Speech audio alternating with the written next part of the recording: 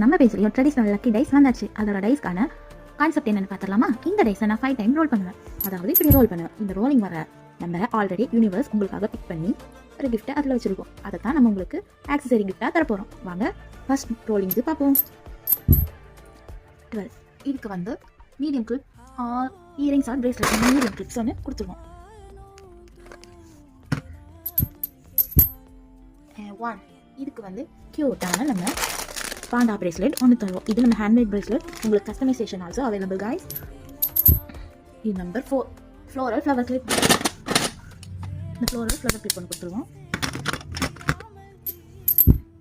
Number 3 mini clip ஒன்று கொடுத்துருவோம்.